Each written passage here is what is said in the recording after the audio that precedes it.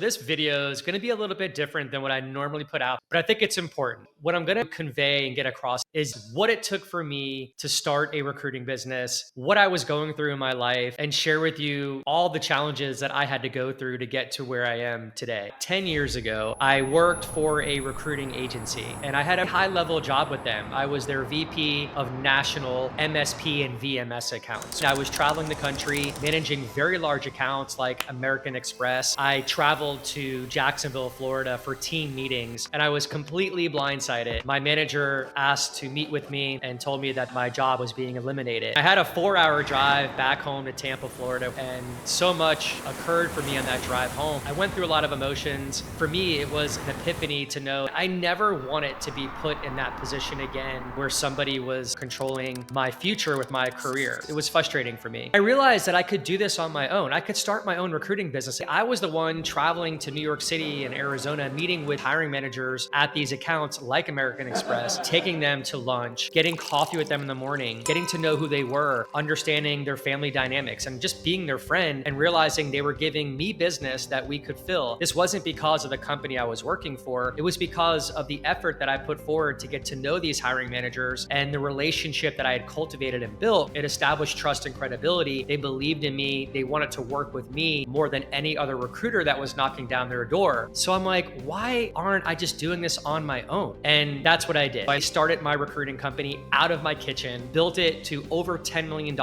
in less than 3 years. I share this with you because the steps that it took for me to get there was not easy. Back in the day when I started this recruiting company, Broadstaff, I had minimal funds. I didn't know how I was gonna pay my bills and support my family. I woke up every morning in fear, but I chose to block fear out of my life. When I was a kid, I remember being on a traveling soccer team, and we were about to play a team in the semifinals of a tournament that was better than us. And a lot of us were nervous about it. We were like 10 or 12 years old at the time. And I remember my coach getting us all in a huddle before the game started, and he could sense that we were all nervous and scared because this team was the team to beat. We were nervous. And I remember our coach telling us, here's the deal. Every morning you guys wake up, the kids over there wake up the same way. And guess what? They put their pants on one leg at a time, just like you do. And I know it sounds like not that important, but I never forgot it. I'm like, yeah, if that's how they put their pants on, that's how I put my pants on. There's no difference here. They're not above us. We can beat this team. And I've always taken that saying and applied it through life.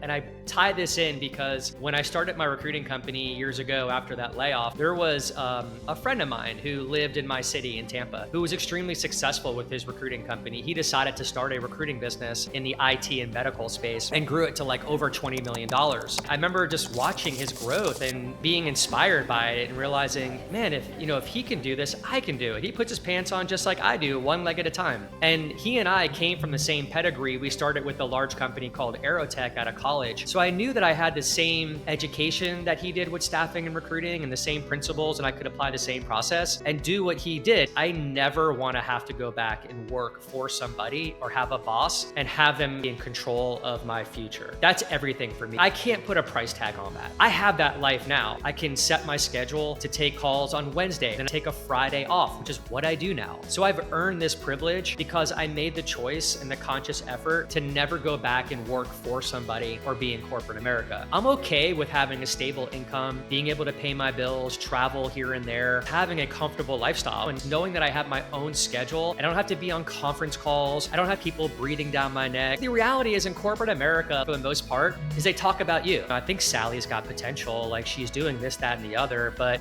Bob, he's just not that good. I don't think he's gonna make it. This is what's actually going on. Like you literally never have a chance to grow in a company for the most part because somebody else is dictating your future. It's like you're puppets on a string. And that's how I saw it. So if you feel this way, I want you to know that there's light at the end of this tunnel. You can do this. You can put your pants on just like I do, one leg at a time. So when I started this recruiting company out of my kitchen and grew it to over $10 million, it didn't happen overnight. It took me a good year and a half, even 2 years to really get that momentum going. I went to Moe's fast food restaurant pretty much 4 days a week. I used to walk to it from my office. I would look forward to the Burrito Tuesday where it was $5 for a burrito and chips and a drink because I had no money. Like I did whatever I could to get there. I would get to my office at 7 a.m. I'd go home at 8 p.m. But guess what? I had never felt more fulfilled in my entire life doing this company company and having this challenge in front of me, I'm somewhat of a self-sabotager. Maybe this resonates with you. I'm at my best. I work my best when my back is against the wall. Nobody can stop me. I'm unstoppable, and I'll do whatever it takes to cross that hurdle, to get over that mountain. And I can't go to sleep. I'm wired and tired. I feel like when I'm sleeping, I'm wasting time. I get up at 4 a.m. and I'm thinking, I'm in the office, sending emails and planning out my day. It's exhilarating and exciting for me. I love when I'm in that zone. That's when I work the best. But that's what it took for me to get over that mountain.